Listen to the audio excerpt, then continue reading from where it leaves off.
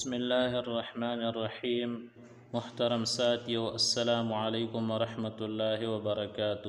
اولاد پر والدین کے حقوق میں سے 13واں حق وہ ہے رضائی ماں کے ساتھ بھی اچھا سلوک کرنا، اس کی خدمت کرنا اور ادب و احترام سے پیش آنا۔ حضرت ابو طفیل رضی اللہ تعالیٰ عنہ کہتے ہیں کہ میں نے جعرانہ کے مقام پر حضور صلی اللہ علیہ وسلم کو دیکھا کہ آپ صلی اللہ علیہ وسلم گوشت تقسیم فرما رہے تھے۔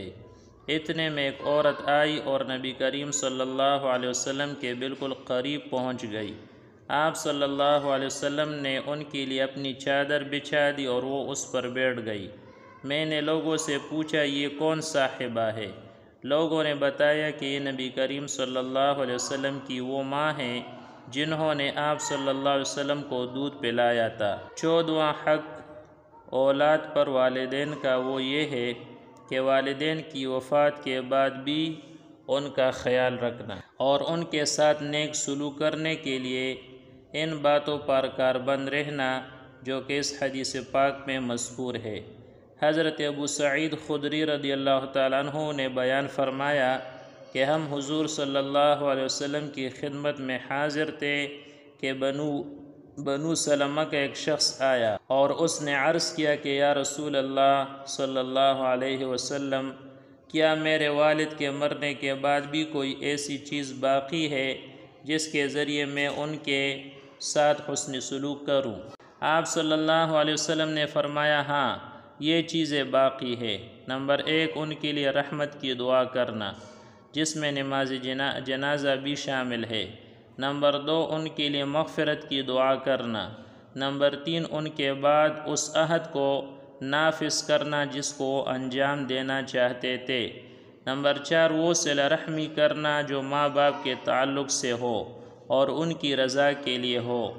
نمبر 5، ان سے محبت اور میل جول رکھنے والوں کا اکرام کرنا۔ اس حدیث پاک میں پہلی بات یہ ارشاد فرمائی کہ ماں باپ کے لیے مغفرت کی دعائیں برابر کرتے رہنا۔ قرآن پاک نے مومنوں کو یہ دعا سکھلائی ہے، ربنا اغفر لی ولوالدی وللمؤمنین یوم یقوم الحساب، یعنی پروردگار میری مغفرت فرما اور میرے والدین کی اور سب ایمان والوں کو اس روز معاف فرما دے جب حساب قائم ہوگا۔ حضرت ابو ہریرہ رضی اللہ تعالیٰ عنہ کا بیان ہے کہ مرنے کے بعد جب مومن کے درجات بلند ہوتے ہیں تو وہ حیرت سے پوچھتا ہے کہ یہ کیسے ہوا؟ اللہ کی جانب سے اس کو بتایا جاتا ہے کہ تمہاری اولاد تمہارے لیے مغفرت کی دعا کرتی رہی اور اللہ نے اس کو قبول کر لیا۔ حضرت ابو ہریرہ رضی اللہ تعالیٰ عنہ ہی کا بیان ہے کہ نبی کریم صلی اللہ علیہ وسلم نے فرمایا، جب کوئی آدمی مر جاتا ہے تو اس کے عمل کی مہلت ختم ہو جاتی ہے ماں سوائے 3 چیزوں کے۔ 3 چیزیں ایسی ہیں جو مرنے کے بعد بھی فائدہ پہنچاتی رہتی ہے۔ ایک صدقہ جاریہ، دوسرا اس کا پھیلایا ہوا وہ علم جس سے لوگ فائدہ اٹھائیں، تیسری وہ صالح اولاد جو اس کے لیے دعائے مغفرت کرتی رہے۔ اس حدیث میں دوسری بات یہ ارشاد فرمائی کہ والدین کے کیے ہوئے عہد و پیمان کو پورا کرنا اور وصیت کو پورا کرنا۔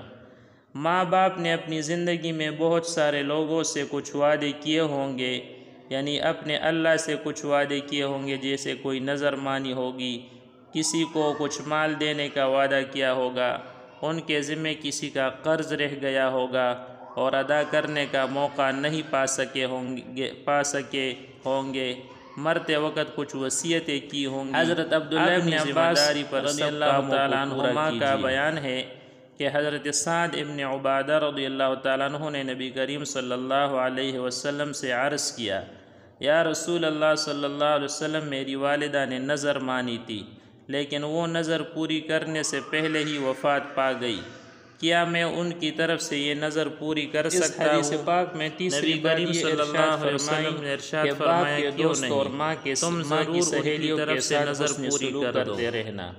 ان کو اپنے مشوروں میں اپنے بزرگوں کی طرح شریک رکھیے، ان کی رائے اور مشوروں کی تعظیم کیجیے۔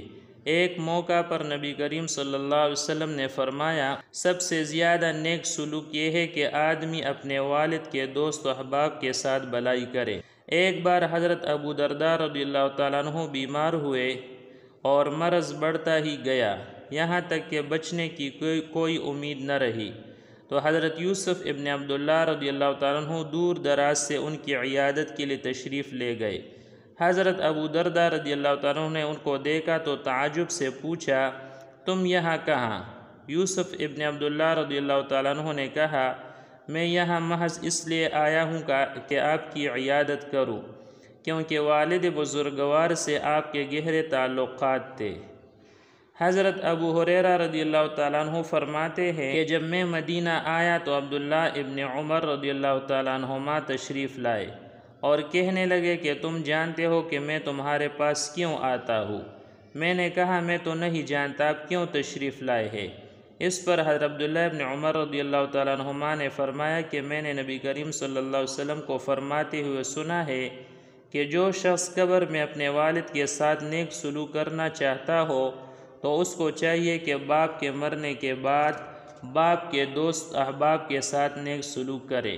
اور پھر فرمایا کہ میرے والد حضرت عمر رضی اللہ تعالیٰ عنہ اور آپ کے والد میں گہری دوستی تھی، میں چاہتا ہوں کہ اس دوستی کو نبھاؤں اور اس کے حقوق ادا کروں۔ اس حدیث پاک میں چوتھی بات یہ ارشاد فرمائی ہے کہ ماں باپ کے رشتہ داروں کے ساتھ نیک سلوک کرنا اور ان کے رشتوں کا پوری طرح پاس و لحاظ رکھنا۔ ان رشتہ داروں کے ساتھ بے نیازی اور بے پرواہی دراصل والدین سے بے نیازی ہے۔ نبی کریم صلی اللہ علیہ وسلم نے ارشاد فرمایا، تم اپنے آباء و اجداد سے ہرگز بے پرواہی نہ برتو۔ ماں باپ سے بے پرواہی برتنا اللہ تعالیٰ کی ناشکری ہے۔ اللہ تعالیٰ ان باتوں پر ہمیں عمل کرنے کی توفیق عطا فرمائے۔ وما علینا الا البلاغ۔